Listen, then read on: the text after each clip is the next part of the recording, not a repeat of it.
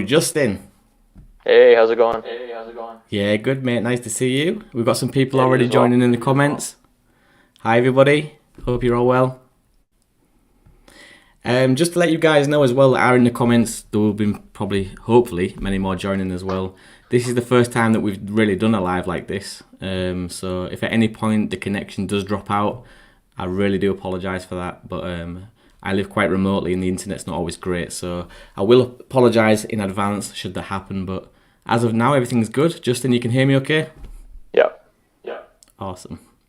Okay, so we're going to really chilled out environment tonight, guys. Me and Justin are just going to kick back and we're going to talk about the topics that we love. So that's the cryptids, Bigfoot, and we're going to throw a bit of the UFO extraterrestrial phenomena in there as always. So sit back, guys, and if you haven't already, grab yourself coffees, relax, and enjoy this one. I'm not sure how long we're going to aim for, hopefully about an hour. And yeah, this should be really good. So, Justin, are you ready for the first question that I've lined up for you? I think so. You want to be. This is going to be great. I can't wait to hear some of your answers. So, right, here we go. We're going to start, okay? In 5. No, I'm not going to do 5. I'm not going to do countdown. We'll just jump straight in. Here it is. Humans have been trying to contact aliens for many years, but do you think that aliens would want to contact us, and why? Yeah. You I think think so. aliens? Yeah. Yeah. I like imagine human beings getting into like archaeology Yeah. and wanting to study like our past, like primitive species, like primitive humans and stuff. We want to know all that information because we're curious about it. I figure they would be curious in that sense about us. Yeah, that's a great. Just like imagine how many different maybe races of aliens there are. You'd want to study like the growth, I think, of each species and how they evolve. Yeah, and it's weird because like I always think of archaeology as like looking back in the past. That's how I picture archaeology, like digging at the Egyptian site in Giza, things like that. The Stonehenge. Those things come to my mind when I think of archaeology, and it's always things that set back in the past. But like you just said there might be some advanced extraterrestrials, and we might be so far back to them that we are their past, kind of, and they do want to show an interest in what it is that we've left behind or how we started and evolved. And so, yeah, I think that as well. I think that extraterrestrials out there in the solar system somewhere would definitely show an interest in the evolution of humans and how we are progressing. Yeah. 100%, I agree. So just going to check the comments, see what everyone else is saying. Guys, what do you think? If you want to leave a quick comment, yes or no, do you think that humans, extraterrestrials would want to contact us, and why? You don't have to put the why, but just give me a quick yes if you think. Sorry, just think. They're saying in the comments they can hear an echo in my voice. Oh. So you might have to plug in some headphones or something. Yeah, okay, I'll do that now. You guys just hold on 1 second. I'll quickly go get some headphones and hopefully we can sort this out. We'll try and fix it here for you guys. Stuart says I win the battle of the beards. That is true. I have a superior beard in pretty much every aspect. Okay, I'm back. Hold me 1 second.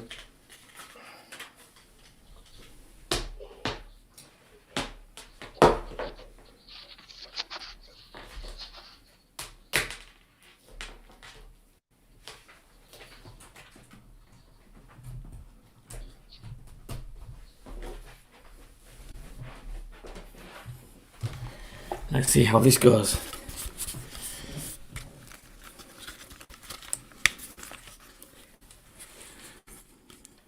Can you hear me now? I can hear you. Okay, cool. I think that'll be a Anybody in the lot better. comments? Is Justin still echoing? Justin, say hi. Hey.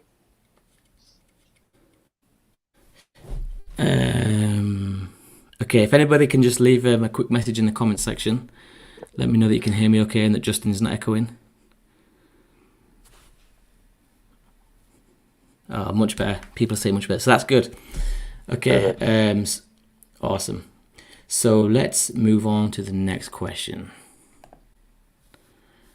Are you nervous, Justin? Yes. Okay, so next question in 3, 2, 1.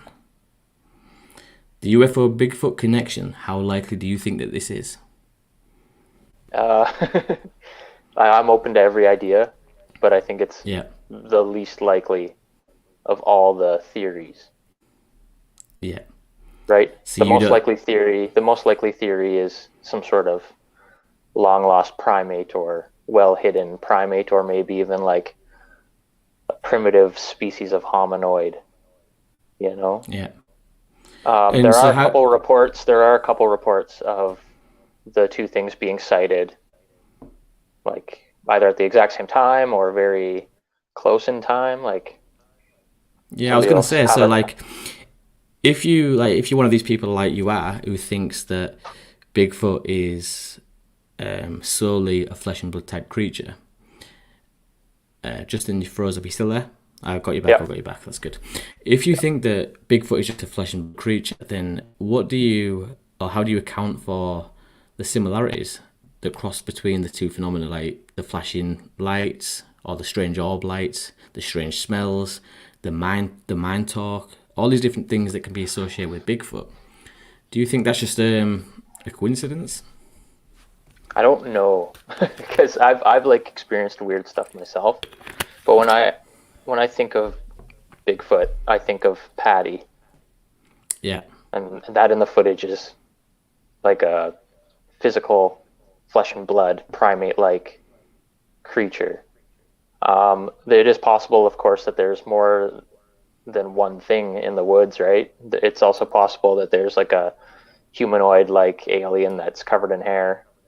If somebody sees an alien that's covered in hair, they're going to say it's Bigfoot. But I think Bigfoot, in the way, I don't know, I just want to think of Bigfoot as like that primate type creature. Yeah, that makes sense, because earthly origins.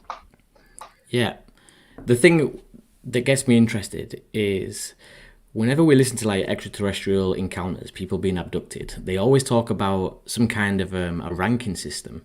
And so we've discovered that the little greys aren't these superior, super intelligent extraterrestrials that we once thought they were. We've learned, or we've come to understand, that they're more robotic in nature, the little minions that go out there and do all the dirty work. And so that makes me think, what happens if Bigfoot falls into this kind of category? Like we've seen that there's locust type masters that are on these craft. They're the ones that are running the show. They're the ones that are in charge of everything that goes on. And I just think that maybe, just maybe, Bigfoot is like that. He's just a minion or a drone sent to Earth to do some of the dirty work. I made that sound so exotic, and like. But here's the thing, though. Like, the word Bigfoot nowadays seems to encompass so many different creatures. I want Bigfoot to just be that one type of thing. Like, okay, imagine all the different ape species on Earth now. Some of them can even walk on. Some of them can walk on two legs, and they're covered in hair. We don't call them Bigfoot, right? Yeah. We're covered in hair too. So, like, what is Bigfoot specifically? Like, there could be more than one thing. Like, right. So you're touching on the idea that there might be different branches of Bigfoot.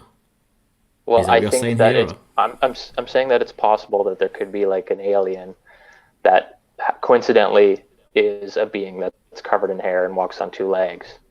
Yeah. I don't think it's the same thing as Patty. Okay. Another reason why I seem to think that it could be extraterrestrial is because long gone are the days.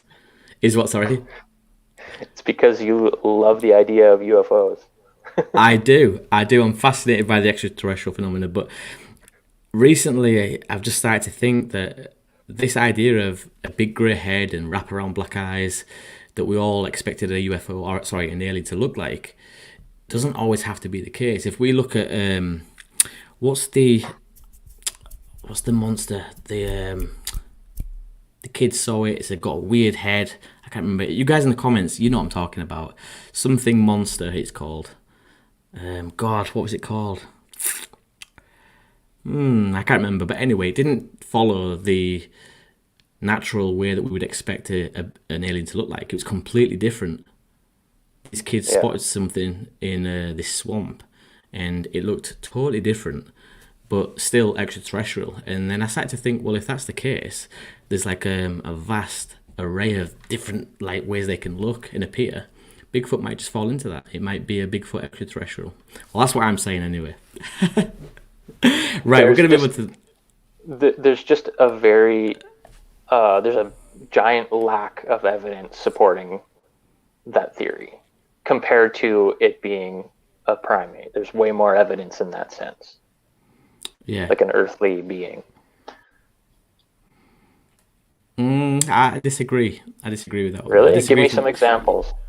Okay, so the reason I disagree is because you're saying there's way more evidence, but the evidence that we have are casts of footprints, but that's it. And it's pretty much just all ground sign, things that the Bigfoot has left behind. But in the extraterrestrial phenomena, that's exactly what happens, is we always have ground sign. We never capture a UFO ship, or we never drag an extraterrestrial being in, and if we do, like at Roswell, it's put under wraps straight away. So again, I think that could tie into the extraterrestrial phenomena. But most of the Bigfoot reports of its physical characteristics follow that of something that would have evolved on Earth and is closely related to Australopithecines and like early human-like creatures with dermal ridges like a person. Yep, but my argument to that would be, in the Travis Walton case, when he was aboard the ship, he also saw people. And this comes out time and time again with abduction cases. A lot of these people claim to have seen human people or human-looking people that would look as if they've evolved here on Earth as well. True. I mean, if you talk about like Nordic-type aliens as well, there's lots of cases of sightings of beings like that. But like I said, dude, on Earth, there's hundreds of different types of hairy primates. So the idea of Bigfoot being a primate is the most reasonable than it being a space alien. Yeah, I have to agree to a certain degree. I do agree. I mean, in my logical way of thinking, when I think of Bigfoot, I 100% believe it to be flesh and blood. Especially like when you said about the patty footage. The patty footage to me is flesh and blood. But it's the weird stories of like footprints disappearing and the strange odors and the flashing orbs and the mind speak. All those things can be assigned to the extraterrestrial phenomena. And I don't necessarily fully believe that it is. I just like to entertain that idea because there is similarities there. Steve Sanderson has just flagged up in the comments, and the monster that I was trying to talk to you guys about was the Flatwoods monster. So well done, Steve. Thank you for pointing that out for me. I knew one of the guys in the comments box would know that. So yeah, brilliant. Thank you, Steve. Right, Justin, next question. Let me just get rid of this one for you guys. Okay, 3, 2, 1. What are your thoughts about people wanting to kill a Bigfoot? Good idea or bad idea? I don't think it's a very good idea. Like, I was trying to imagine myself if I like went to, I don't know, wherever they have like mountain gorillas in Africa. If I went to one of those places and I sought out to shoot one of those things, I already know I would feel like terrible. Like, I can't see myself killing one of those things.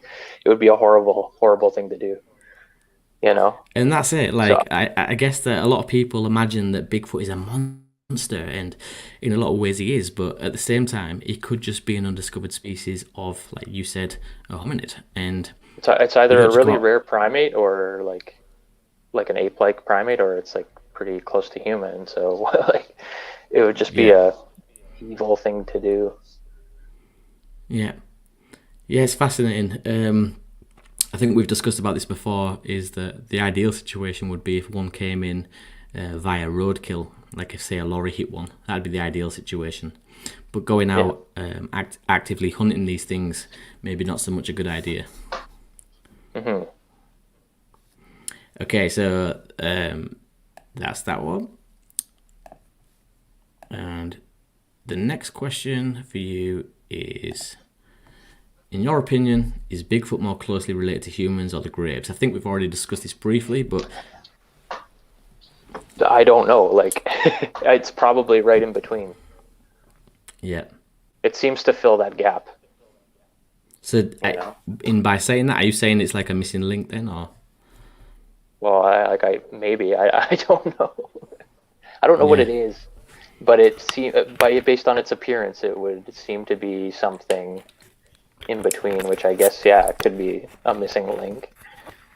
Yeah. I had this crazy theory when I was younger where I imagined that like Bigfoot is where like people were supposed to have evolved to naturally, and then at some point in time in history, extraterrestrials came and like messed around with their DNA and created humans. Oh, wow. That is Some absolutely like mind-blowing. So the natural course of human life would have been to be the Bigfoot. yeah. Oh, wow, that's awesome. That's blown my mind. And so you're saying that like extraterrestrials maybe dabbled, mixed the DNA around and created, or maybe sped the process up.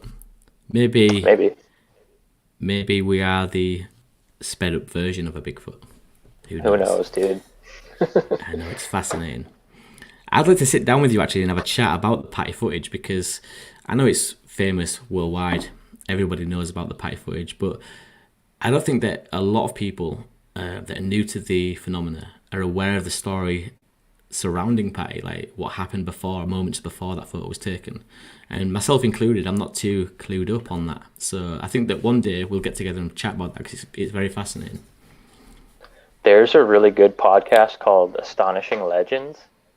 Yeah. And they did like a 4-part series on that footage, and they had some really good interviews, and it basically explains absolutely everything you would ever need to know about it.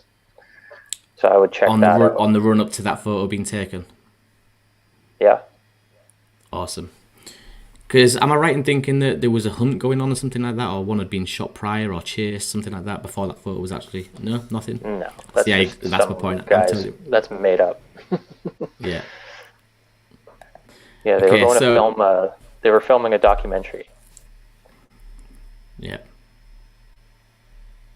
Next question, Justin. You ready? Sure. Out of these 3 sentences, what is the most likely to be? What is the most likely one? The government hiding evidence of Bigfoot. Bigfoot is the missing link, or Bigfoots are creatures from another planet. The most likely one? Yeah. Well, it's going to be hard. It's going to be hard because you'll probably want to say 2. You'll probably want to say that the government hiding evidence and maybe the missing link, or maybe none of them. I don't know. The most plausible thing out of these to actually happen is for like there to be a cover up. Like that's an easy thing that people can do, is cover up something, right? Yeah. Though through my experience and like I worked for the government here in Alberta in forestry. I didn't see anything that would like suggest any sort of cover up. If anything, the people that I talked to were interested in the subject when they found out that I was making these films. They would ask me questions and they would seem like very stoked about it. So I just haven't seen anything to suggest any sort of cover up, but I've never ran into anything weird in these hot spots. Like here in Alberta, the places I go to are like the hot spots, and I haven't seen anything to suggest the government cover up. Yeah. So what are some of the reasons then that people do suggest the government are keeping this a secret? Because people love conspiracy theories and they're entertaining. Yeah. I heard one theory that it was to do with hunting rights. Apparently, what do you mean? They were saying that basically, if Bigfoot was confirmed, then all the hunting rights of where people could hunt, what they could hunt, would change, and it's such a big part of the US's economy, and a lot of money is generated through hunting, that they just wouldn't do that. So that was one thing I heard. Again, might have just been a conspiracy, but I thought I'd put that. It's hard to say. I don't know. I'm just going to go to the comments, just read a few what people are writing.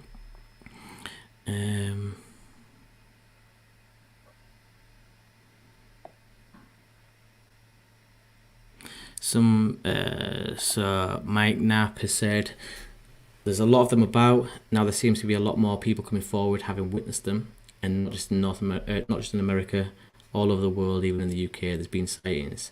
Mike, yeah, that's very, very true. I'm sure you're probably familiar with my channel as you're already here, but here on the 401 Files, I try to follow up with some of these reportings here in the UK. One thing I will say though is that the UK's version of Bigfoot seems to be very different to the version in America, which is the Bigfoot. In the UK, it's more of a wild man, something that resembles Neanderthal. But we do have strange cryptids being sighted here in the UK. There was only today, actually, I saw an article of some guy on a push bike, I'm not sure where this was in the UK, stumbled across some kind of a praying mantis like type creature out in the middle of the woods, and he was in the paper and things like that. I'm probably going to make a video about that. It sounded quite interesting.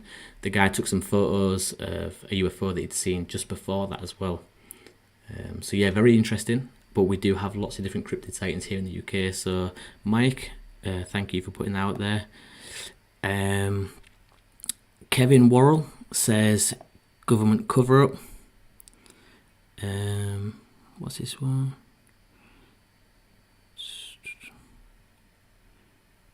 Here's a question for you, Justin. Justin, do you use a beard comb? Sometimes. I do have one. I have a bamboo beard comb. Ooh, classy. Oh yeah. Right from China. Wow. No expense spared. Okay, so next question. Do you think Bigfoot is behind some of the missing 411 cases? It's possible. It's definitely possible that it's behind some of them. There are lots of stories about people like Albert Ostman, the guy who was taken away in his sleeping bag. Like you hear stories like that, a lot of older tales. The legend of the Zunaqua, the West Coast, British Columbia wild woman. She's known to kidnap children, take them away to eat them. Though I saw that you recently did a video about that. Yeah, the missing 411 stuff, though, has more weird stuff going on that would suggest something else. I think it's more likely that stuff's like extraterrestrial or like has something to do with like portals or weird interdimensional stuff. You know? What are your reasons for thinking that? What are some of the points that make you believe that? I mean, like for me, I know what he's saying. Like for me, it's the snapping sound. In the locations that some of these like little kids are found. Like, I don't feel like a Bigfoot would carry off a kid and then just abandon it. No. Somewhere on top of a mountain. It just seems like, I don't know, there was that one story in like the States about that one guy who was like skiing and then he went missing and he ended up being found like across the country. Like there was this really weird story not that long ago. I can't remember what the guy's name was, but across the country. Wow, that's crazy. Yeah. Is there any? I've not listened to all the missing 411 cases, but I wonder if there's anywhere people that was with the missing person that day reported anything that could be associated with Bigfoot, like strange smells. Did they see a big creature that was covered in hair? Anything like that? I wonder if there's any cases that have those kind of reports with them. There's got to be. There's so many of them. Yeah. There's like thousands of reports of people going missing. So yeah, like obviously there's going to be like people just getting lost. Yeah. Like that happens a lot. And I didn't know how easy it was for people to get lost in the woods until this was probably about like 7 or 8 years ago. There were 2 girls that were lost in an area that I had hiked frequently, and I couldn't imagine ever getting lost in there. It just didn't seem like a place that anyone could get lost in, but they got lost. I had to get rescued, and I was like, wow, didn't realize it's that easy to get turned around. Absolutely. I took my new dog, Lily. We went to the moors, North Yorkshire moors, and something that really struck me was dogs have an amazing sense of smell, and they're used worldwide for jobs associated with how good they can smell. Drug sniffer dogs, things like that, finding refugees, things like that. And I was in the woods, walked about 100 meters away from Lily. She was occupied with a stick or digging in the mud, and I hid behind a tree. And I started to shout her, and then I just went quiet. And her ears pricked up. She was alert. She didn't have any idea where I was until the point that she actually ran past me and must have run at about another 50, 60 meters off in the opposite direction. And I just thought, like, it's so easy to stay hidden. This is a dog with a super sensitive nose, keen eyesight, like sharp hearing, has just literally run past me. Like, she would have found me eventually. She'd have picked up the scent. But the fact of the matter is, for that brief period in time, she ran straight past me and didn't have any idea I was there. And it makes me think, like, how easy it is to do that. Yeah. Like, if there is these things out in the woods, these forested areas, and they are, like you said, accustomed to their surroundings, they've evolved over thousands of years to live in these conditions. It'd be so hard to see one of these things if they were trying to stay hidden. Fascinating. Yeah, they could just run off in the opposite direction and you'd have no idea that they were ever there. That's it. And some of these claims that I've heard, some of the stories that I've heard regarding Bigfoot, people say that they almost glide across the surface of the floor. Not physically glide, but the movement that they have almost looks like they're gliding because they're so accustomed to that environment. They just make it look like a walk in the park. So yeah, went off on a bit of a tangent there, but I was just trying to put across to you how hard it is or how easy it is to remain hidden in these places or get lost. Mm-hmm. Next question. Actually, I'll go to the comments for a bit now. I'll read some of these guys' comments. So, Cornelius Doherty. David Paulides interviewed a guy that's seen something like out of the Predator movie. This is something that I've heard about. This Glimmer Man. This story keeps popping up. You wanted to talk about this, actually. Yeah, it's fascinating. I'm not too clued up on it, but it fascinates me that there could be something out there that looks like it's from the movie Predator. That's freaky. Here's the thing, though. Yeah. This goes back to, like, there might maybe being more than one thing out there, too. Yeah. Like, this could be something different. And, like, I also had that theory, I don't know, I must have told you about it, where, like, Bigfoot could be just a creature that exists in both dimensions and without intending to slips in and out, or maybe intending to, can go into our reality 100% and then maybe sometimes halfway, or, you know, and that's almost appears to be like a ghost or an apparition or something that you can see through. But again, like that seems like so science fiction, but it's definitely something that I believe. Like, I can see something being able to do that, like slip between dimensions and go invisible or appear whenever they want. I can see that happening. It doesn't seem too far-fetched in my mind. Well, in a few videos back on my channel, the interview I did with Ashley, the one girl there, she had that happen, and it was happening like right in front of her. Like, no mistaking it. These things were glimmering like that. Like, it was invisible, but you could see the outline, but it was like transparent. It's really weird that this word glimmering keeps coming up because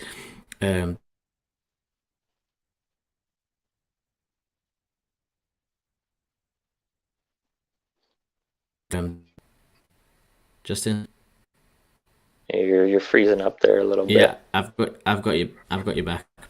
Okay.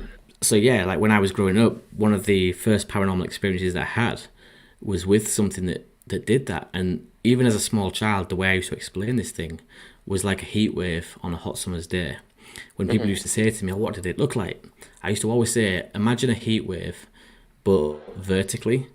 And the way it was glimmering, the way it was shimmering, that is exactly what I saw. So that was even me as a very young child, and people are still reporting to see these things. So maybe, like you said, there is hundreds, if not thousands, of different species or races of extraterrestrials and Bigfoot that are visiting, coming, going, or even just stay here permanently somewhere, and we just can't see them because of this ability. Who knows? But yeah, Cornelius, thank you for that. Very fascinating thing that people keep reporting, and I'd like to get someone on actually that's had an experience with one of these glimmer men, maybe a hunter or something like that. That would be quite cool. So I imagine there would be like maybe some species of extraterrestrial that would do all their like interstellar travel through their minds, in the sense how like some people on Earth can do remote viewing or astral projection. yeah, I wonder if some of them could visit Earth just strictly that way, through reaching a higher level of like vibration or whatever. yeah. Is that observation only? Is that just they're sat somewhere physically, and they're doing all Yeah, this by? Yeah, but maybe they can leave their physical body. Like if it was astral projection, maybe they could leave their physical body and maybe they would appear here as like a glimmer or something. I don't know. I'm really just yeah, theorizing like a madman right now, but yeah. But that's good. That's where new theories come from, and that's where a lot of these things. I mean, a lot of things have been discovered from accidents. Penicillin being one of them. right. So yeah, do you know what I mean? It's good to theorize. Sometimes good things or gold nuggets come from that. So yeah, Cornelius, thank you for that, buddy. Really appreciate that. Um, let's see what else we got here. Kevin Pinto says, "What do you guys think of Skinwalker Ranch?" I'll start by saying that I'm ashamed to say this, but I don't know too much about Skinwalker Ranch. I've seen like the odd documentary here and there. I know it's an area where a lot of strange things happen, but I don't know why specifically this area, or anything like that. So, Justin, do you know anything more about Skinwalker Ranch? I can't remember. Is it in Nevada or Arizona? I'm gonna look it up here. Cool. I think it's I know a bit like, about it. It's like a major hotspot for a bunch of different like unexplained phenomena. yeah. I think what I'm trying to say is why though. Like, why is it there? Do we know why It's Skinwalker in Ranch Utah. specifically? It's in Utah. So I think it's on like ancient Navajo land, Yeah. like First Nations land. So there's lots of different reports of like skinwalkers, which are like entities, I guess, that could take on pretty much any form. Ah, they came up on Project Blue Book actually. I think there was an episode on Project Blue Book where some guy had these what did you call them? Them walkers? Skinwalker? Yeah, I think there was some skinwalkers in the forest on an episode of Project Blue Book. That's where I've seen it from. The thing is now though with Skinwalker Ranch, it's so popular, it's almost like a commercial like entity now. It's like people are Yeah. making movies about it, and so like as that happens, more stories are going to come out, and they're probably going to be bullshit. Yeah, I You know, agree. I mean, it happens everywhere. Roswell, even Rendlesham Forest is a massive touristy place now because of what happened in 1980. So yeah, these things do happen. But yeah, Skinwalker Ranch. I'm sorry, Kevin. I can't really speak too much on it because I'm not all that confident. I know it's a creepy place. A lot of weird things do happen there, and I probably will go into investigating that further and watching a bit more on that. But as of now, I'm really sorry, buddy. I don't know too much about it. Let's have a look.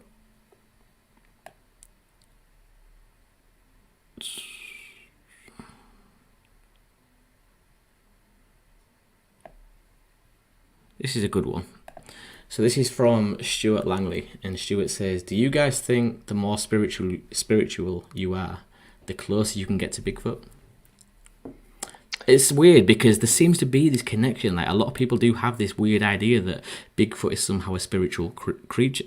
And I'm not saying that he isn't or he is. I just think that that's a really intriguing thing that people have tied together. I think probably. Yeah. So you think that I if know you I'm like I'm real into like the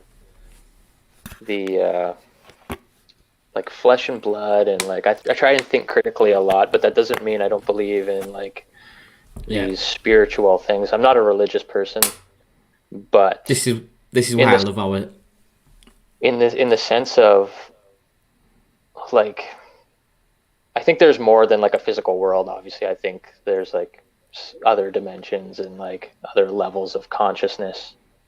yeah, And we say spiritual, and people relate the word spiritual to religion and like belief.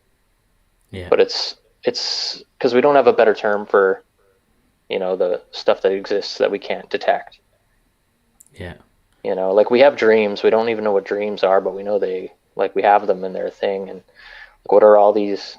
We don't even know what dreams are yet. Like scientifically, they don't really know exactly what they are or what they mean. That's crazy. I dream like 5 times a night sometimes. It's I really know. weird. So I guess as well, like spirituality, we always assume that you've got to be like one's higher self to obtain true spirituality and calm and all this different stuff. And if we think of Bigfoot as being like an advanced a creature, then maybe we assume that he's already reached that level, and if we can get there, we've got a better chance of communicating with him. Because I know that people say this with UFOs, like the CE5 app talks about meditation and how it's easier once you're in a meditative state to make contact. So maybe that's what it is. It seems that people who are more close to like nature, yeah, and who live closer to nature, like say like First Nations cultures for the past 1,000 years, pretty much every First Nations culture has some sort of wild man legend. Yeah. And pretty much all of those First Nations cultures are very spiritual, and they existed in nature, and they all had like a spiritual existence basically. And they all have these encounters. I don't know. Yeah, no, it's true, because like even the Egyptians, you look at the paintings, the hieroglyphs inside the pyramids there, a lot of them are to do with gods or beliefs that they had at the time. And we know that Egyptians are heavily connected with extraterrestrials and the UFO phenomena. So there is definitely a reason for the two to be brought up in the same sentence: spirituality and strange phenomena. So yeah, Stuart, thank you for that. That was great. Guys, I just want to apologise really quickly if I'm speaking a bit weird. I'm not normally used to speaking with headphones on my head, and I can kind of hear my own voice, so I'm really sorry about that. I'm just going to fire into a quick question again for you, Justin, okay? Sure. Where did we leave off?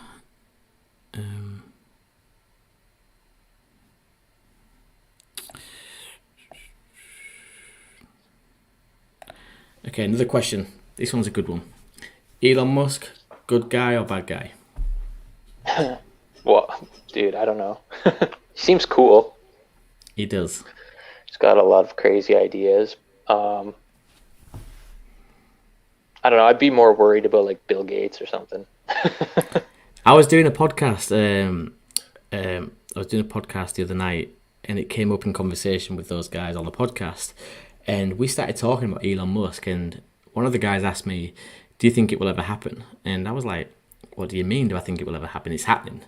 But they were saying, "Yeah, but I don't think that we'll ever get to Mars. I think that something will stand in the way because there's apparent bases up there on Mars, or the government don't want us to get that far, and because of whatever it is they're trying to keep under wraps." It's really interesting.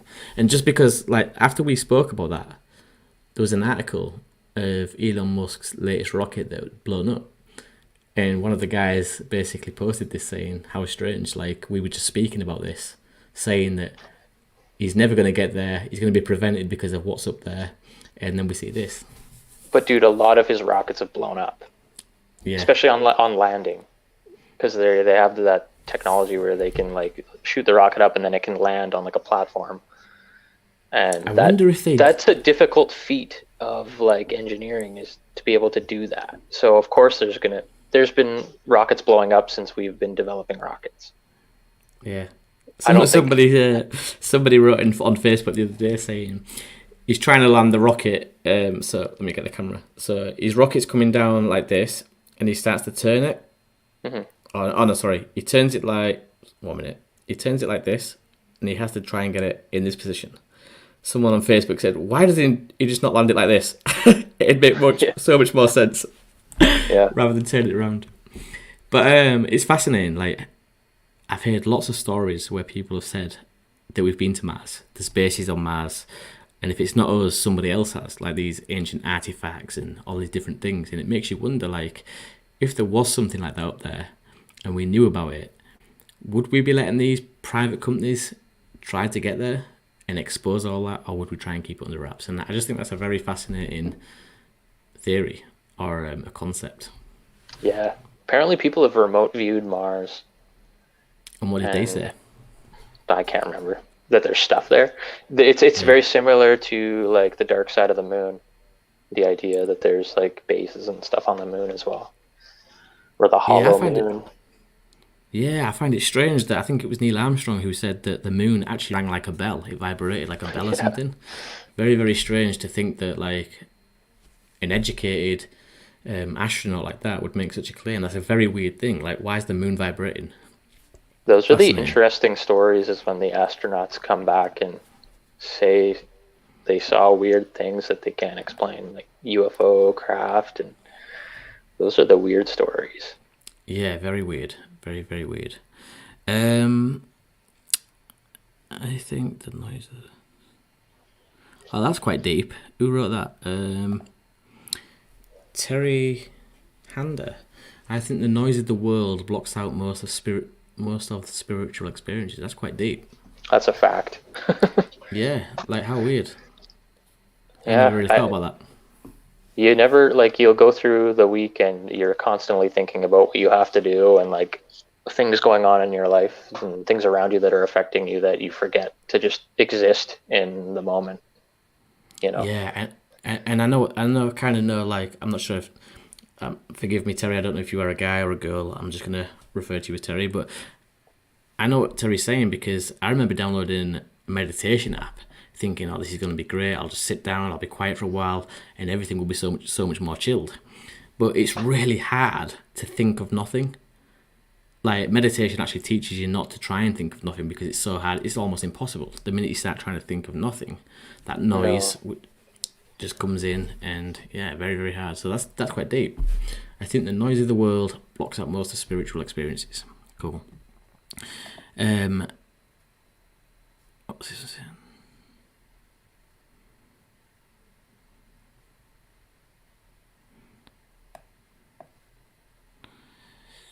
What's this one?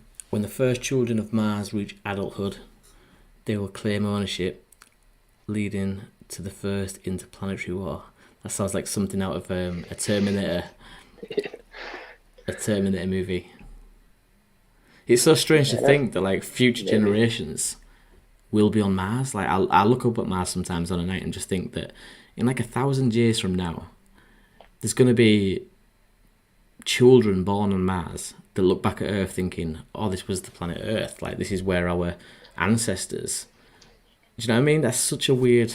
Why would you even want to go? Why would you even want to go to Mars? It's a big dust bowl. Like, yeah. I'd rather live and die 1,000 more lives here. Yeah. But I think the goal is, or the idea is, that Earth is doomed. Like, the days here on Earth are numbered, and that eventually we're going to have to jump ship. And so the goal is to try and turn Mars into another Earth. I think the Earth will balance itself out somehow. Do you think? Could be a massive catastrophe. We'll wipe out a bunch of people. Have you been reading stuff? Dude, that stuff happens every so often. What's that? Like an ice age or whatever killed the dinosaurs. It balances out, man. Yeah, it does. I see what you're saying. There's been many different catastrophes throughout the years, hasn't there? Yeah. What was the Permian period? Was definitely a big extinction. I think it was one of the biggest, if not the biggest extinction that ever happened. Wasn't that like before the dinosaurs? Yeah, they call it the Permian extinction event, and it literally wiped out almost everything to the point of no return. But yet somehow, like you've just said there, life found a way, and thankfully for us, we're sat here now. So yeah. What's this one? Is Sasquatch Ontario real deal or fraud? I'm aware of the claim his friend made the voices, but later came forward and explained why. Justin, you might have to talk on this one because I'm not really sure who that is. This is tough. Is this someone I should know about? Is this somebody I should be aware of? Or? You should look into it. Yeah. I think Mike Patterson is the guy's name who runs Sasquatch Ontario. I think he believes that he's experiencing stuff. I think that he probably has experienced some legitimate stuff. Yeah. And a lot of the audio recordings, like there was a lot of drama behind this Sasquatch Ontario thing, and like the one friend was like claiming to be the person making the voices of the Sasquatch. Does a pretty good impression of it, if it is an impression or if it's actually him. But a lot of the stuff a lot of the evidence that had been gathered is very similar to a lot of other cases around North America. Yeah. Like, very similar. So, I don't know. I have no idea. It's hard, like... I'll have to look into that again. I'm not too familiar. I should be more clued up actually, with some of these. though, I do have to say, there's one person that I know, a lady who used to research Bigfoot quite a bit. Her name's Sonia Zohar. I trust her, her opinion. She went out and visited this guy. And they were apparently bluff charged in this area by something massive. And she was like, yeah, dude, like, there's definitely stuff going on there. So, I don't know. That's crazy. When are you going to be getting out, Justin, with the dermo guy that does all the animals? What's he called? The taxidermist? Taxidermist, that's the one. When are you getting out with him? Well, we'll probably be doing, we'll be doing a few trips this summer probably coming up. He does want to get more involved with our little expeditions, and that'd be great. And I think they would be great videos. Actually being out in the field with that guy. He knows everything. He knows those areas like the back of his hand. What's his name again? His name's Ken Walker. Yeah, I just want to give a massive shout out to Ken Walker. The guy's a great speaker, and I've seen you a few times now on Justin's channel. Big fan, and I think you should definitely get out together to make videos, because that would be a big hit. Yeah, you can actually watch his documentary Big Fur. It's on Amazon Prime. He's a legit guy as well, like the way he comes across, the way he holds himself. He seems like somebody who would never bullshit. Dude, he knows everything. Like, he knows every story. Yeah. Like, if you want information, he's the guy to go to. Yeah. Does he gain his stories then through the hunters that come in there with their... Yeah. Yeah. Okay, let's see what else is being said. Someone again just praising Ken. I think Ken is a clever guy.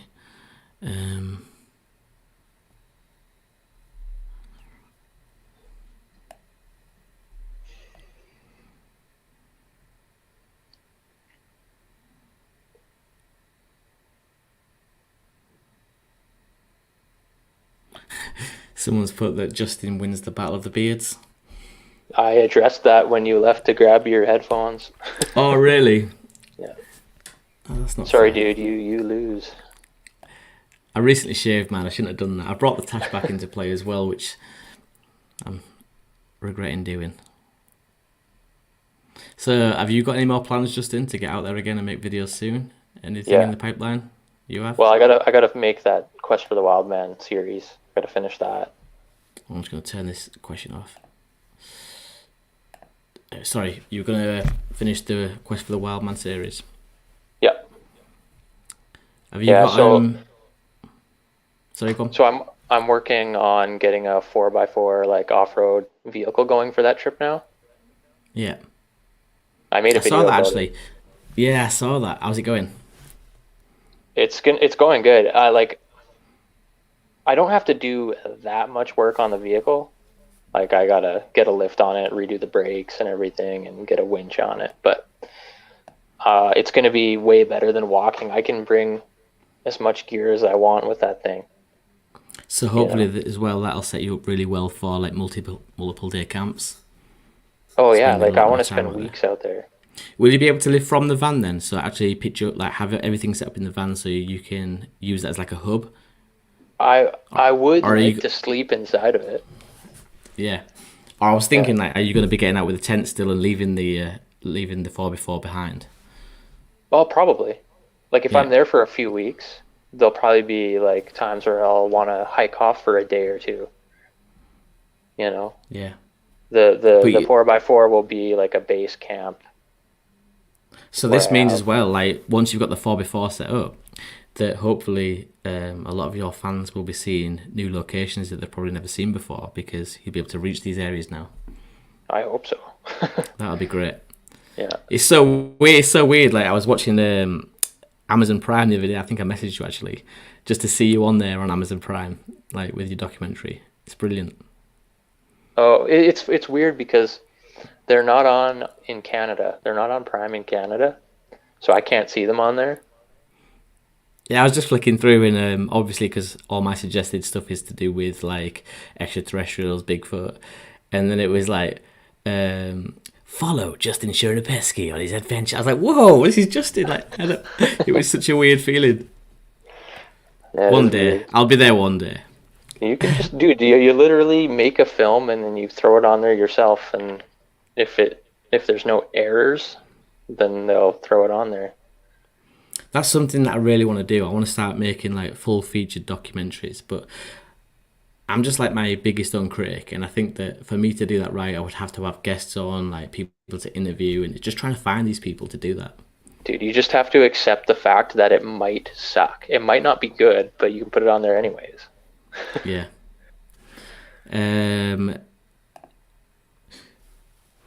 Hi Ben, seen 2 Bigfoot in Sheffield, UK when I was younger.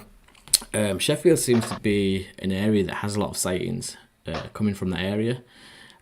I always imagine Sheffield being like a built-up urban-y type area though, so I'm not sure if there is many forested areas around that way. I'm probably wrong. But I know that Deborah Hatswell, oops, sorry, just clicked that one by accident. Yeah, there's a lady called Deborah Hatswell here in the UK, and she actually created a map that pinpoints all these famous sightings and reports that are happening here in the UK. So that's well worth a check out, looking out. If you guys want to head over there and check that out, because a lot of people do ask me where I get these reports from, like who am I speaking to? The vast majority of them, people just message me saying, look, Ben, I've had this experience, but there is that map. Deborah Hatswell, go check that out. She's created a map, and it pinpoints all the strange cryptid sightings that are happening here in the UK. So, Susan, thank you for saying that. I do great stuff. I appreciate that. It's not always easy. I wish I could get out to do more of those type videos, to be fair. This is something I've been telling everybody on the channel, is that sometimes it's just hard. It's like hard work. You've got to go out there. You've got to have like things to speak about, and the weather's not always great. So it's easier to make some of these thought-provoking videos that I've been putting out recently.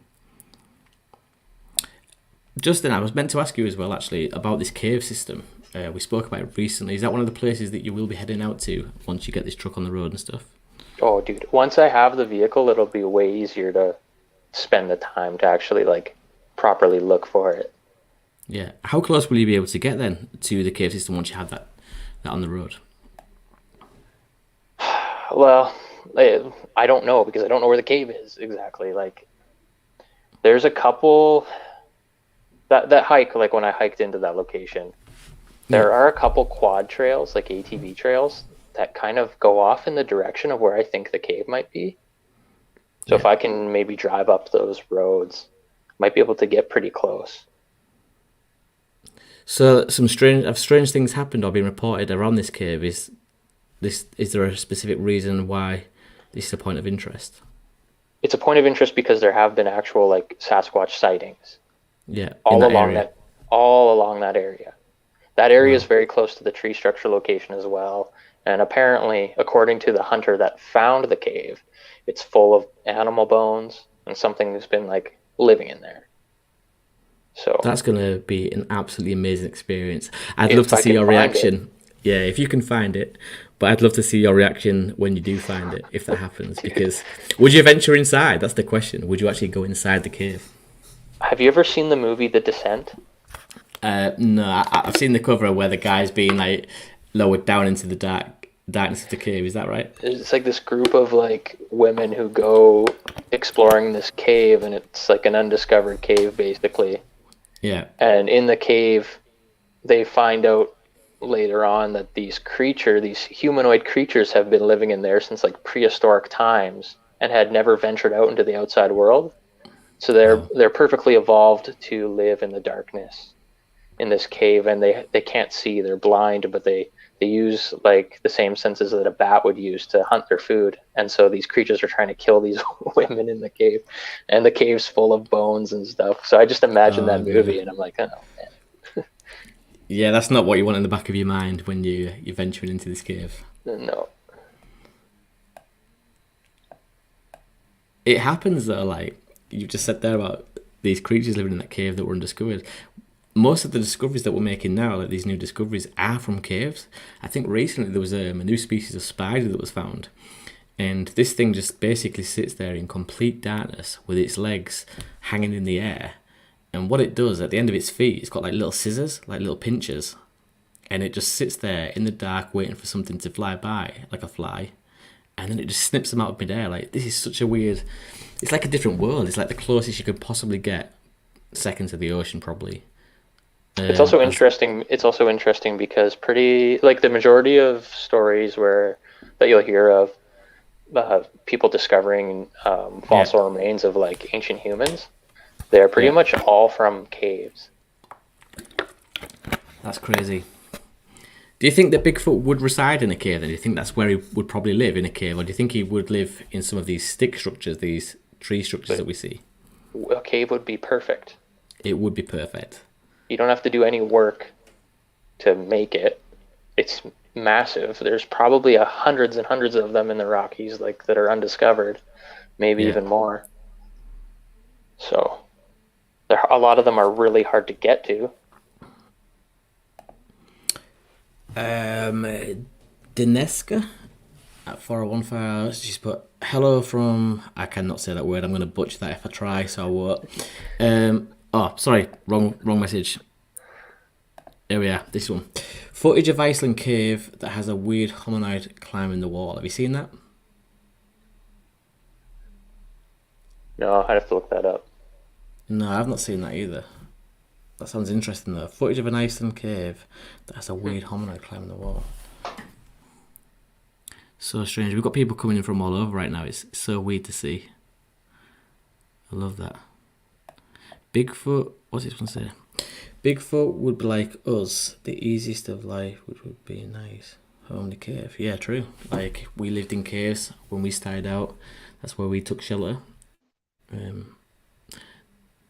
The only thing that I'm thinking about with caves, and I'm probably completely wrong, is that they're an attraction. Like, once people see a cave, that's it. Everybody's there. Everybody knows about it. Like, it would be a bit... Do you know what I mean? Yeah, it's true. They've shut down a lot of caves here in Alberta because they're being overused and affecting the ecology inside the cave. And I don't know if there would be many caves still left undiscovered that are huge. There's a lot. Yeah, but there's a lot.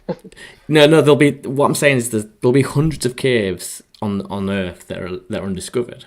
But the majority of them start with little tiny holes in the ground that then venture out into this big cavernous space. Yeah.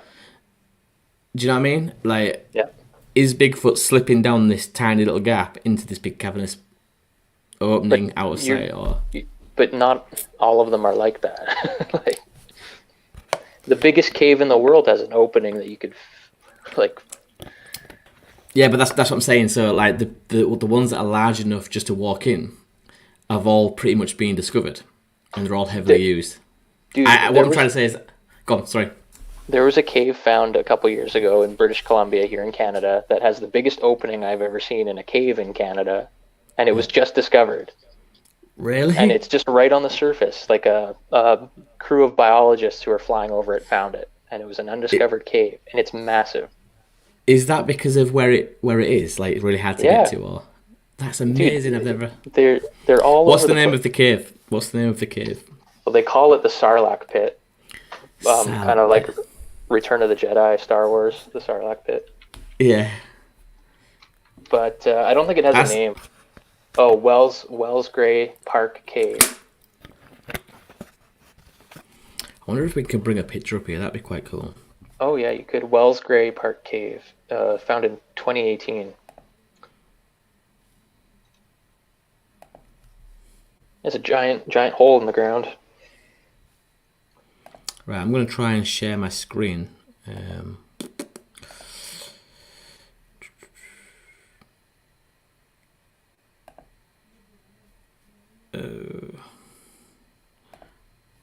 Okay, I'm not going to try that. It's just asking me too many questions. I'll learn how to do that, and hopefully we'll bring that into future live sessions. You guys in the comments, anybody want to ask some questions? Feel free to fire away. Caves sometimes have more than one opening. This is very true. There's loads of caves in the UK actually, like especially the Yorkshire Dales, on the moors.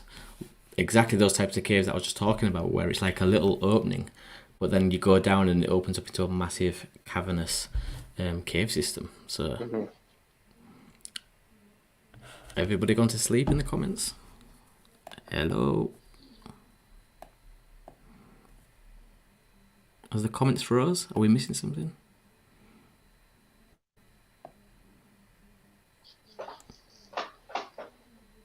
We're still live, right? Yep. Oh, that's cool. Guys, just leave me a comment if you can hear me, if you're still there in the comments box. People are just sick of us. Yeah, I don't blame them.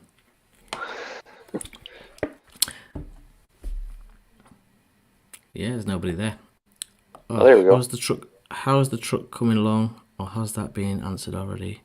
Yeah, Justin just mentioned that he's making good progress with the truck. Is it nearly completed, Justin? Did you say? Or Not yet. no? Is there much more work to be done? I got to redo the brakes and put a lift in it. Yeah. I could probably make the drive without a lift, but I just want one. What's the lift? What's that? Like a suspension lift. All right. Okay. Yeah. Get some more clearance. Justin, what will you do? Oops, not that one. If you see a Bigfoot, I reckon you'd wrestle it. No, I'd try my best to remember to turn the camera on. Yeah. That's what I want to get the footage, man. Like that's what I want.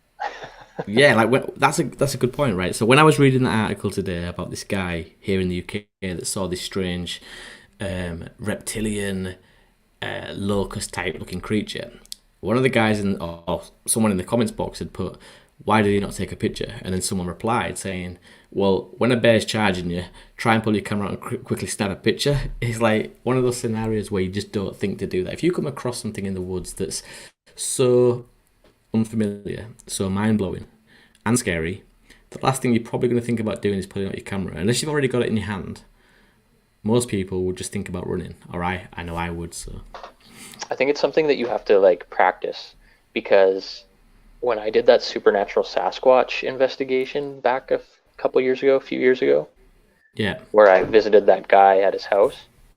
Yeah, that was weird. That was really weird. We heard the thing running, dude. I didn't think once to film it. I was completely like frozen. I wish that I could have been there to experience that. Dude, it was the weirdest thing. One of the weirdest things I've ever experienced. But then, so let me ask you some questions on this. Go on.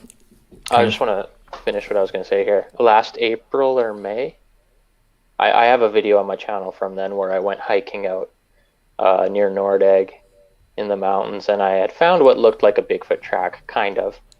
Yeah. And then I continued on a little ways down the trail towards where I was going to make my camp, and then I heard sounded like a rock clacking sound. And I heard it was so loud and distinct and not far away. I heard it, and I was like, "Oh my god, like this could be something." And I had to actually stop and like think, like, okay, like get the camera going and like try and sneak up and see if you can. This was the night time as well, wasn't it? This is you was there at night, weren't you, doing this investigation? Yeah. So the guy who's sorry, go on. I got the sense in that moment, like the feeling of this is exactly like what it's gonna feel like probably if I see one and have to film it. Like it was kind of cool to feel that, so I kind of know what to expect now. Something weird happens. So when you say you heard this thing running, was it running as almost like you just startled it and it took off running, or was it running like it had been stood there watching you for a while? Yeah, it was like it had been there. It knew we were there, and then it started running towards us in like it felt like a threatening way, almost like a scare tactic or something. Did it sound heavy, like this creature? Dude, it was the heavest footsteps I've ever heard in my life. Oh, this is giving me goosebumps. Like, I can't imagine. Dude, I was scared. The other guy that was there, he was freaked out. Like I remember just like turning and looking at him, and his whole body was shaking. He was absolutely terrified. I remember actually watching it, and I remember listening out to the sound of your voice thinking, shit, like Justin is genuinely freaked out right now. Like, this is the creepy experience. This is not something for the camera. This is a real experience. And you can see that the camera work all goes to shit, which is a great sign that something real is like, do you know what I mean? At this point, you're just concentrating on whatever this noise was. I might But actually like watch that back because talking to you and listening to the details of this thing is actually making me want to yeah, rewatch that again. I have more like it's interesting because while you're doing those kinds of investigations, you're also trying to like analyze the person that has been Yeah, experiencing this stuff and who like called you out there yeah. to see if they're up to anything or like I think I'd be the same, like trying to spot foul play. yeah, or to see if they're just imagining stuff. But then when like weird stuff starts happening while you're there, you're like, oh, there's no way this guy's making this up. And then like what I do when I go to these people's places is I'll have my camcorder or my camera and I'll Yeah. put it on and I'll just set it on like the counter in their house just to record conversation going on off camera because that's the interesting stuff when you can tell they're being honest. They don't know they're being recorded. So, what was some of the stories that this guy called you out for? Like, what was he experiencing? He had actually apparently saw one of these creatures like I don't know 10 yards 15 yards maybe in front of him very close to the house. It was Yeah. like crouched down in the bushes watching him. He was having things being thrown at the house like pine cones and stuff, and like And you was could he? see Was it? Did it? there was pine cones all around the house that were pinched off when whatever it was pulled them off a tree. They were pinched off in the same spot every time, and they were all around the house and like on the deck. And apparently, they would like come up to his bedroom window and stuff like that. And so like when I got the call one night, it was like 11 o'clock at night.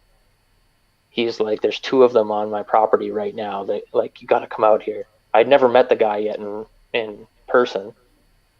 But I Yeah. was like, okay, like what? This could be the time, like that I see one, so I better capitalize on it and get out there. He's only like 40 minutes away, so I got there around midnight probably.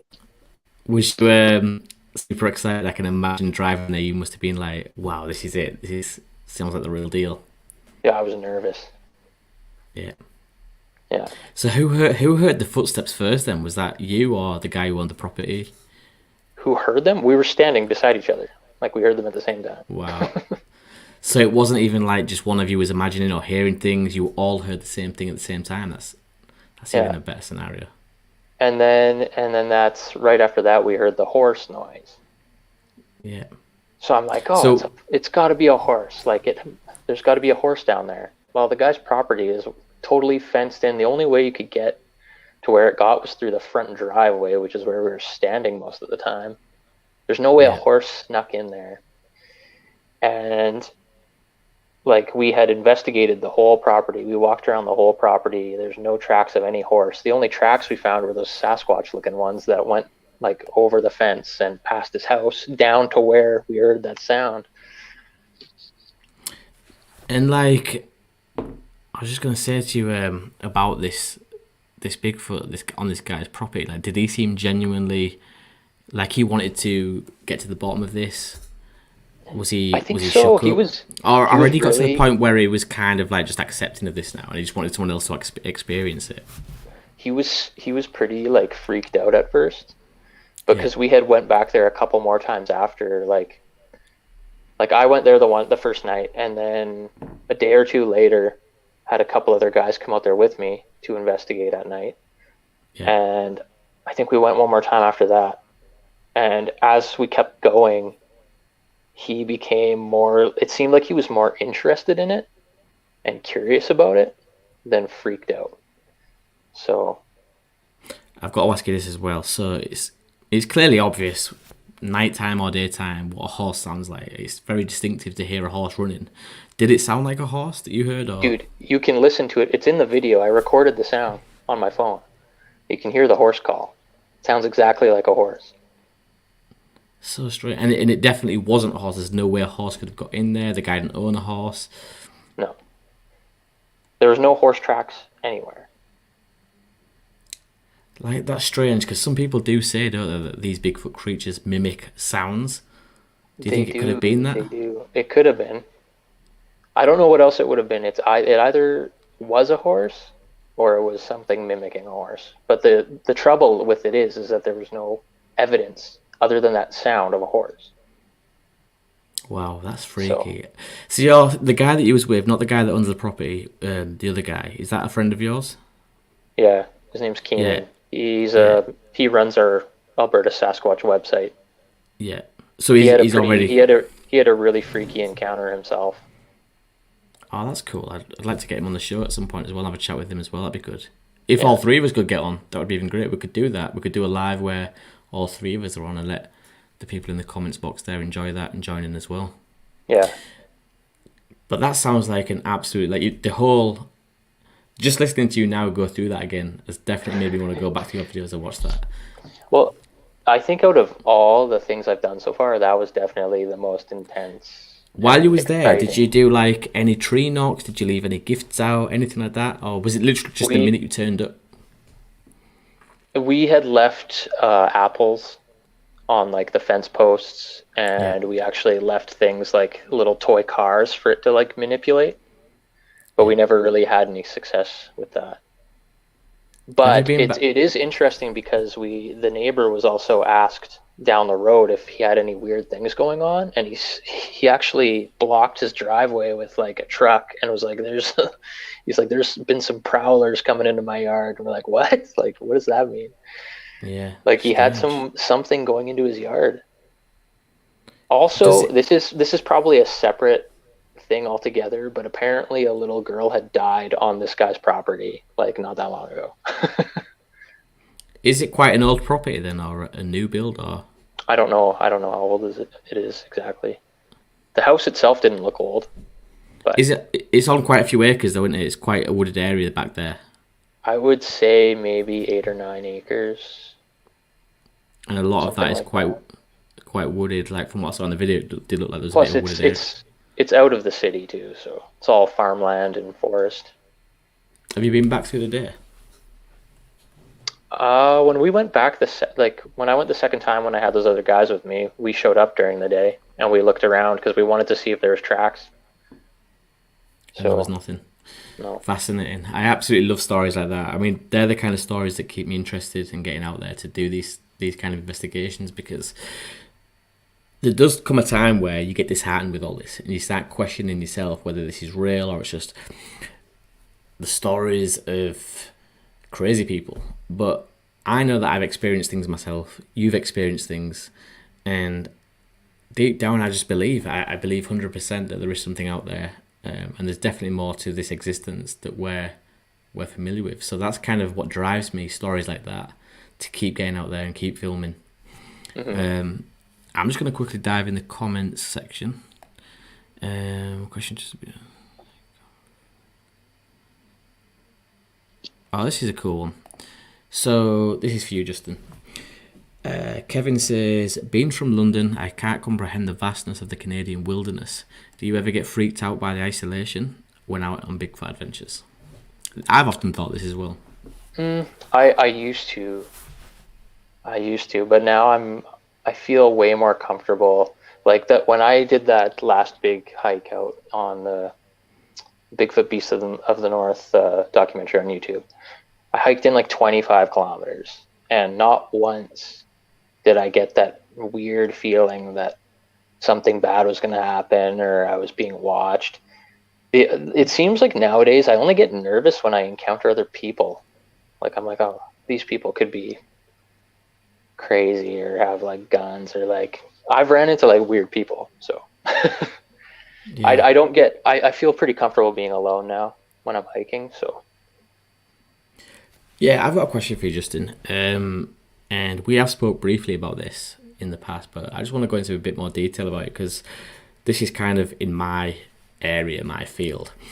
You saw a strange light when you was out on one of your expeditions recently. Do you want to just tell me about like what happened, what you was doing at the time, and what caught your eye?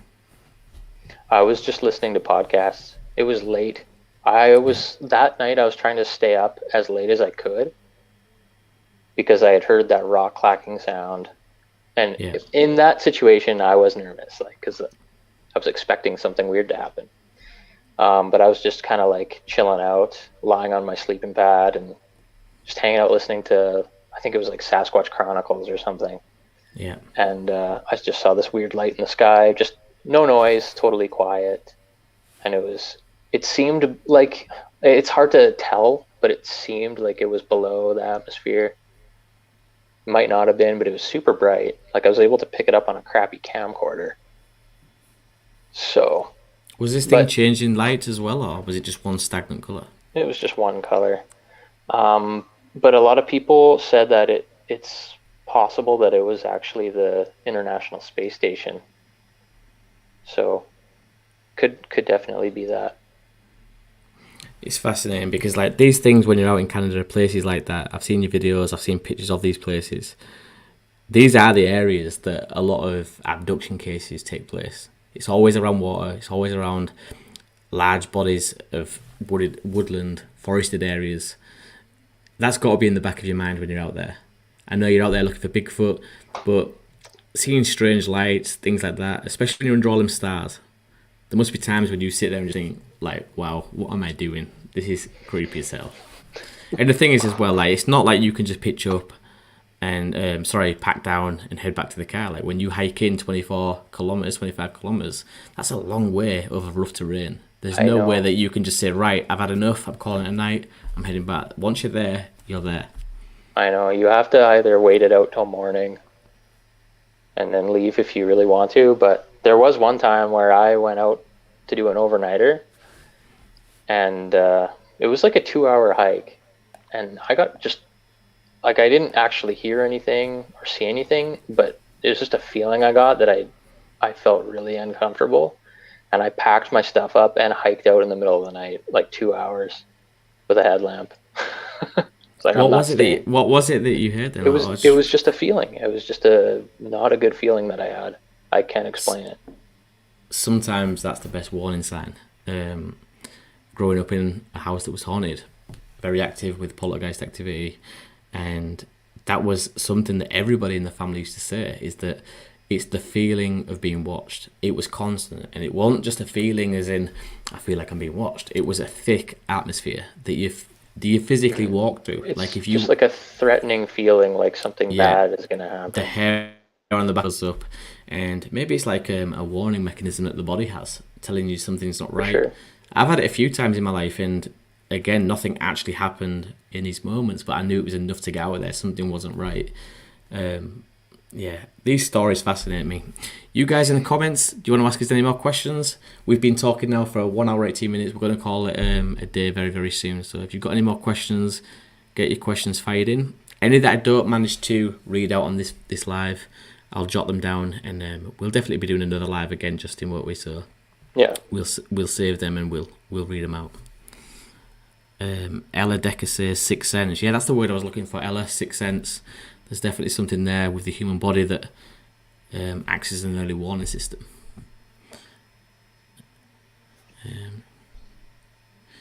So this one. So I'm going to do 2 more questions. So guys, if you want to I'm going to do this question and then 2 more after this, and then we're going to wrap it up. So we'll start with this one. Do you ever think that we will finally have scientific proof that Bigfoot exists? I don't know when. Like, it could be a long time, but I assume you mean like DNA or some sort of physical like specimen. But yeah, it's going to happen when it happens. It hasn't happened since the Patterson footage yet. I mean, you could argue that and say like the Melba Ketchum DNA study was real. Yeah. And there is DNA samples, and I mean, Ken has that Sasquatch scat in his freezer. Like, that could be. He sent that in. Ken's plans? I was going to say, yeah. What is his plans with that? He had sent some to John Bindernagel, that biologist that's in my first film. I think he had sent some to the university here in Alberta, and apparently he was told that it's like unknown whatever. Yeah. Like, they don't say it's Sasquatch, obviously, but they're pretty hush-hush about his sample. Like, you can see what he says in my film. I can't remember exactly, but he talks about it in there.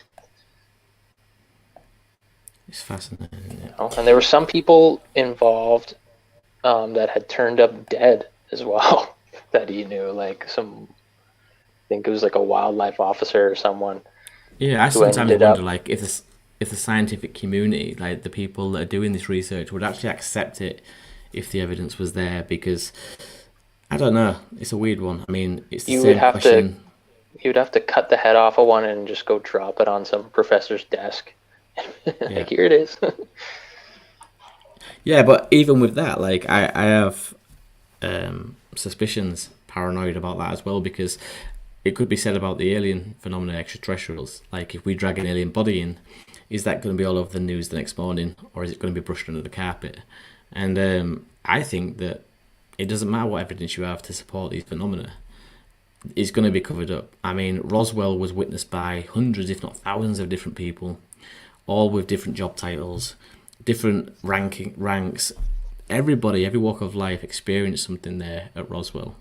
There were supposed bodies dragged in, a retrieved craft, and yet it's still a myth. Like, nobody actually knows if it did exist or it didn't. Do you know what I mean? So I just Yeah. think that regardless of the evidence, regardless of the event that takes place, they're very, very good at like covering these things up. But I So I think don't know. nowadays, though, they're pretty open. Like, they're coming out and saying there's UFOs now, Yeah. Do you think there's a reason right? behind Like, that? Do you think that disclosure is on its way and they know that they don't have control over that? maybe. I believe so. I I mean, believe maybe that. maybe they realize that we can actually handle that information. I think people want nowadays that stuff to be real. Like, Yeah.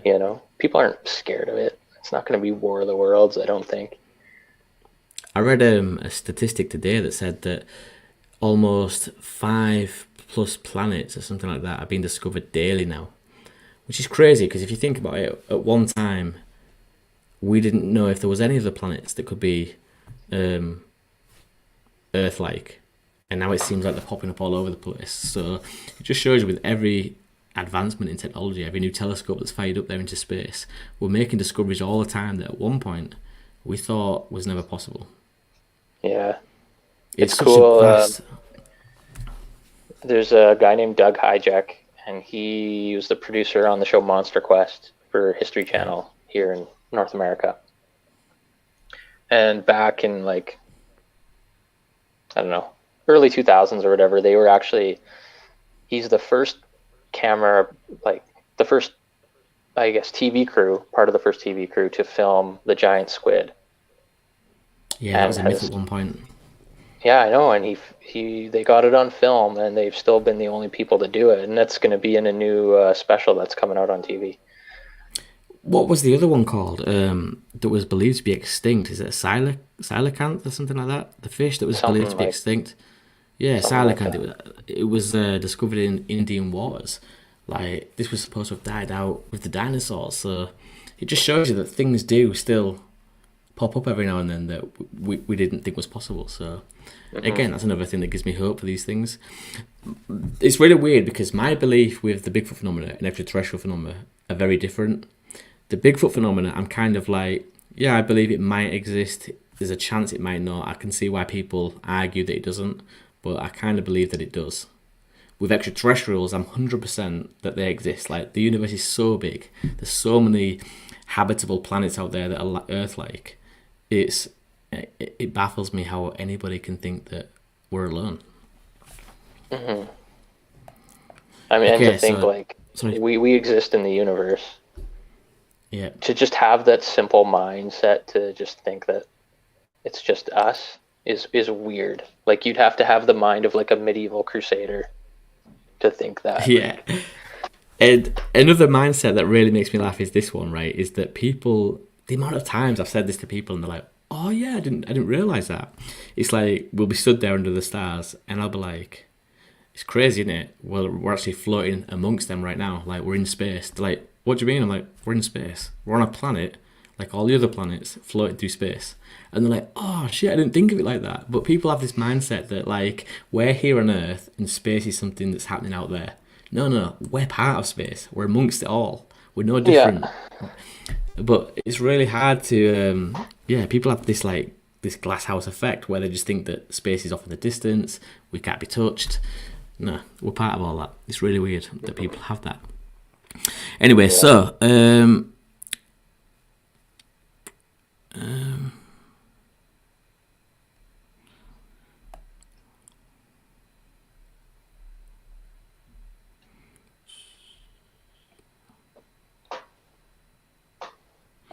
So, Dr. Mildrum, is he the one that looks at Bigfoot casts? I think he is. You've met him, haven't you, Justin?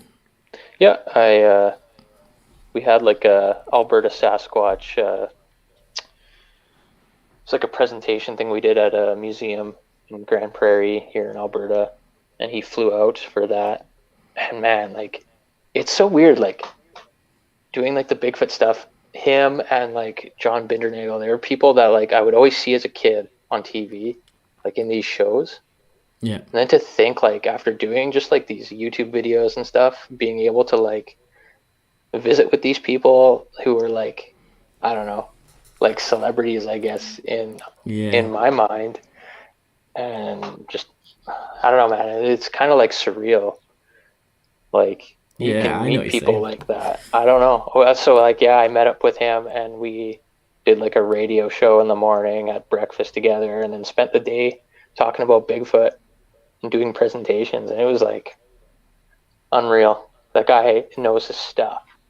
And there's people that like, it blows my mind. There's people who are like saying he's part of like a Bigfoot cover up to just like push the flesh and blood theory and all this stuff. But this guy is an expert, man. Like, he believes in Bigfoot. He believes in it. We have that in the UFO phenomena as well. Oh god, my mind's gone blank tonight. Who's the guy that used to work for the government, holding all the UFO files? Nick Pope. That's it, Nick Pope. So we've kind of got the same thing in the UFO phenomena, is that a guy called Nick Pope who once worked for the government, and he would get all these reports coming in about UFOs, and it was his job to investigate these. Now that he's away from the government, he's making a living out of talking about UFOs and the existence of UFOs. People say that he's the same. People saying that he's just here to muddy the waters. He's bad for the phenomena. He's bad for the culture and all this kind of stuff. But yeah, it happens everywhere, doesn't it? Yeah. Maybe he is and maybe he isn't. Maybe, who knows? I don't know. I know he knows. Jeff Meldrum knows his stuff, and he's like an actual academic. We need to take advantage of having people like that. Yeah, they're very rare. Like, having a person like that who is willing to put their career on the line. Yeah, exactly. I hear you. Yeah. Right, guys, it's been an absolute pleasure. I'm going to wrap this one up because we have been talking for a very long time. It's like almost, an hour and 28 minutes we've been talking for. Justin, it's been a pleasure as always, my friend. You too. And this definitely will not be the last live that we do. I'm going to have a lot more questions to fire at Justin next time we speak. So if you guys want to fire your questions to me at 401files@gmail.com. This is another great thing as well, is that with this new setup, this live chat that we can do, we can invite people to the chat. So if you have had an experience, obviously I'll have to vet you first.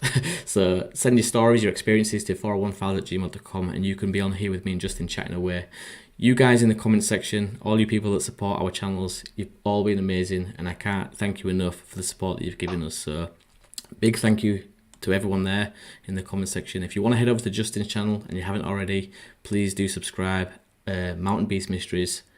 I'm going to call it a night, guys. Take it easy, look after yourselves, and stay safe. Justin, until next time, I'll see you on the other side.